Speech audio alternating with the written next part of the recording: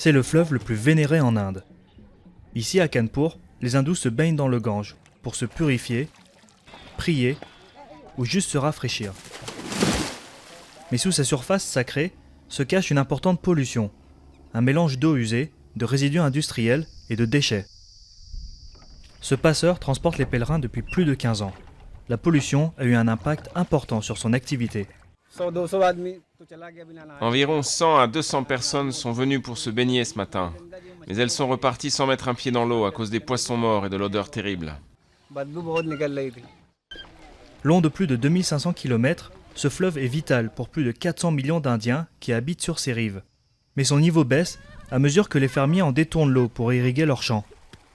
Autre problème, il fait également office de poubelle. Plusieurs gouvernements successifs ont tenté de purifier le Gange, mais tous ont échoué. Le Premier ministre indien, Narendra Modi, a fait de son nettoyage une priorité. Les écologistes se réjouissent de cette attention, mais restent prudents. In the last 5 years, nothing has happened, nothing has changed. So when Rien n'a été fait ces 5 dernières années, rien n'a changé. Donc quand Modi affirme que le Gange sera nettoyé, il l'a clairement dit à Varanasi, nous avons de nouveaux espoirs. L'une des difficultés majeures pour Modi sera de lutter contre les industries. À Kanpur, l'industrie du cuir est le plus gros pollueur du Gange. Les peaux d'animaux sont traitées dans près de 400 tanneries et génèrent environ 50 millions de litres d'eau polluée, dont une grande partie s'écoule directement dans le fleuve. Il faudrait changer l'industrie, et si ça n'est pas possible, alors il faut mettre en place des usines de traitement des déchets. La pollution n'est pas seulement un problème environnemental, mais crée aussi une crise sanitaire.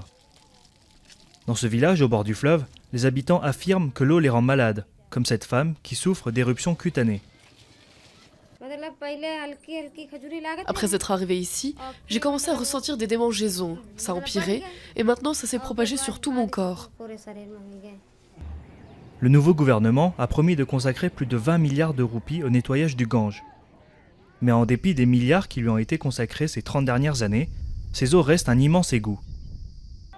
Le défi est donc de taille pour le nouveau Premier ministre indien s'il compte redorer le blason de ce fleuve sacré.